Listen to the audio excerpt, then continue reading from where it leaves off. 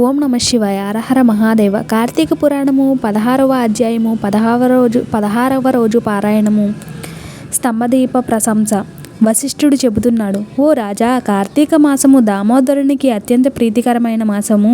ఆ మాసమందు స్నాన దాన వ్రతాదులు చేయుట, శాలిగ్రామ దానము చేయుట చాలా ముఖ్యము. ఎవరు కార్తీక మాసమందు తమకు శక్తి ఉన్న దానము చేయురో అట్టివారు రౌద్రవాది నరకములు పొందుదురు. ఈ నెల దినములు తాంబూల దానములు చేయువారు చక్రవర్తిగా పుట్టుదురు. ఆ విధముగానే నెల రోజుల్లో ఏ ఒక్క రోజు విడవకుండా తులసికోట వద్ద గాని భగవంతుని సన్నిధాని గాని దీపారాధన చేసిన ఎడల సమస్త పాపములు నశించుటయే గాక వైకుంఠ ప్రాప్తి కలుగును. కార్తీక శుద్ధ పౌర్ణమి రోజున నదీ స్నానం ఆచరించి భగవంతుని సన్నిధి యందు ధూపదీప నైవేద్యములతో దక్షిణా తాంబూలాదులు నారికేల ఫలదానము చేసిన ఎడల చిరకాలము నుండి సంతతి లేని వారికి పుత్ర సంతానము కలుగును. సంతానము ఉన్నవారు చేసినచో సంతాన నష్టము జరగదు. పుట్టిన బిడ్డలు చిరంజీవులై యుందురు. ఈ మాసములో ధ్వజస్తంభము నందు ఆకాశ దీపము నుంచిన వారు వైకుంఠమున సకల భోగములు అనుభవింతురు. కార్తీక మాసమంతయు ఆకాశ దీపము స్తంభదీపము గాని ఉంచి నమస్కరించిన స్త్రీ పురుషులకు సకల ఐశ్వర్యములు కలిగి వారి జీవితము ఆనందమయమగును. ఆకాశ దీపమును పెట్టువారు సాలిధాన్యం గాని నువ్వులు గాని ప్రమిద అడుగు పోసి దీపముంచిన వలను. దీపము పెట్టడానికి శక్తి ఉండి కూడా దీపం పెట్టనివారు లేక దీపం పెట్టువారిని పరిహాసమాడువారును చించు జన్మం ఎత్తుదురు. ఇందులకొక కథ గలదు, చెప్పెద వినుము. దీపస్తంభము విప్రుడగుట. ఋషుల్లో అగ్రగణ్యుడగు పేరొందిన మదంగ మహాముని ఒక చోట ఆశ్రమాన్ని ఏర్పరచుకుని దానికి దగ్గరలో ఒక విష్ణు మందిరాన్ని కూడా నిర్మించుకుని నిత్యము పూజలు చేయుచుండెను. కార్తీక మాసంలో ఆ ఆశ్రమమును చుట్టుపక్కల మునులు కూడా వచ్చి పూజలు చేయుచుండిరి. వారికి ప్రతిదినము ఆలయ ద్వారములపై దీపములు వెలిగించి కడు భక్తితో శ్రీహరిని పూజించి వెళ్ళుచుండెడివారు.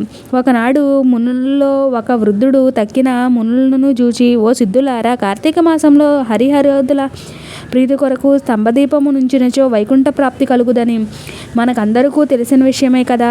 రేపు కార్తీక శుద్ధ పౌర్ణమి. హరిహరాదుల ప్రీతి కొరకు ఈ ఆలయానికెదురుగా ఒక స్తంభము ప్రాతి దానిపై దీపము పెట్టుదము. కావున మనమందరము అడవికెళ్ళి నిడుపాటి స్తంభము త్రోడుకొని వచ్చేదము రండి అని పలుకగా అందరూ పరమానంద భరితులై అడవికి వెళ్ళి చిలువలు పలువలు లేని ఒక చెట్టును మొదలకంట నరికి దానిని తీసుకువచ్చి ఆలయంలో స్వామికి ఎదురుగా పాతిరి. దానిపై సాలిధ్యానము ఉంచి ఆవునేతితో నింపిన పాత్రను దానిపై పెట్టి అందు వత్తివేసి దీపము వెలిగించిరి. పిమ్మట వారందరూ కూర్చుండి పురాణ పఠనము చేయుచుండగా పిలపిలమను శబ్దము వినిపించి అటు చూడగా వారు ప్రార్థన స్తంభము ముక్కులై పడి దీపము ఆరిపోయి చెల్లా చెదురై పడియుండెను. ఆ దృశ్యము చూసి వారందరూ ఆశ్చర్యముతో నిలబడియుండిరి. అంతలో ఆ స్తంభము నుండి ఒక పురుషుడు బయటకు వచ్చెను.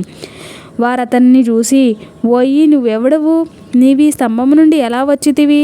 నీ వృత్తాంతమేమి అని ప్రశ్నించిరి. అంతా ఆ పురుషుడు వారందరకు నమస్కరించి, పుణ్యాత్ములారా, నేను క్రిందటి జన్మయందు బ్రాహ్మణుడును, ఒక జమీందారుడను. నా పేరు ధనలోభుడు.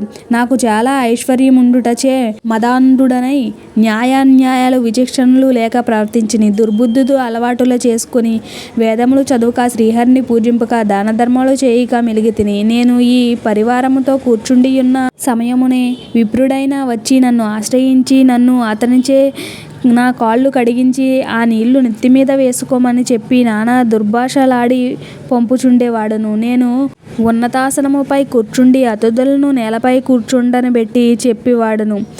స్త్రీలను పసిపిల్లలను హీనముగా చూచుచుండేవాడును. అందరూ నా చేష్టలకు భయపడేవారే గాని నన్నెవరూ మందలింపలేకపోయిరి. నేను చేయు పాపకర్మలను హద్దు లేకపోయేది. దాన ధర్మములు ఎట్టివో నాకు తెలియవు.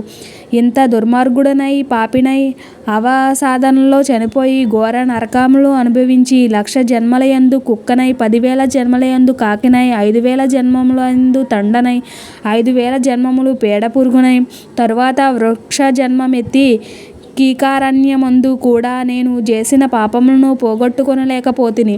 ఇన్నాళ్లకు మీ దయవలన స్తంభముగా నేను నరరూపమెత్తి జన్మాంతర జ్ఞానినైతిని. నా కర్మలన్నీయూ మీకు తెలియజేసితిని. నన్ను మన్నింపుడని వేడుకొనెను. ఆ మాటలు ఆలకించిన మునులందరూ ఆశ్చర్యముంది. ఆహా! కార్తీక మాస మహిమ ఎంత గొప్పది. అదియునుగాక కార్తీక శుద్ధ పౌర్ణమి మహిమ వర్ణింప సఖ్యము కాదు. కర్రలు రాళ్ళు స్తంభములు కూడా మన కండ్ల ఎదుట ముక్తి నొందుచున్నవి. వీటన్నింటికన్నా కార్తీక శుద్ధ పౌర్ణమి ఆకాశదీపముంచిన మనుజులకు వైకుంఠ ప్రాప్తి తప్పక సిద్ధించును. అందువలనే ఈ స్తంభమునకు ముక్తి కలిగినదని మునులు అనుకొనుచుండగా ఆ పురుషుడు ఆ మాటలు ఆలకించి, మునిపుంగవులారా, నాకు ముక్తి కలుగుట మార్గం ఏదైనా గలదా? ఈ జగంబున నెల్లరకు నెటులక కర్మబంధము కలుగును. అది నశించుటెట్లు? నా ఈ సంశయము బాపుడని ప్రార్థించును. అక్కడ ఉన్న మునీశ్వరులందరూ తమలో నొకడగు అంగీరసమునితో, స్వామి, మీరే అతని సంశయమును తీర్చగల సమర్థులు గాక వివరించుడని కోరిది. అంతా నంగీరసుడిట్లు చెప్పుచున్నాడు. ఇట్లు స్కాందపురాణ అంతర్గత వశిష్ఠ ప్రోక్త కార్తీక మహత్యమందలి షోడశోధ్యాయము 16వ రోజు పారాయణము సమాప్తము. ఓం నమః శివాయ. హరహర మహాదేవ. వీడియో నచ్చితే లైక్ చేయండి, షేర్ చేయండి, సబ్స్క్రైబ్ చేయడం మర్చిపోకండి. ఇటువంటి భక్తి వీడియోస్ కోసం ఛానల్ని సపోర్ట్ చేయండి, సబ్స్క్రైబ్ చేయండి. ఓం నమః శివాయ.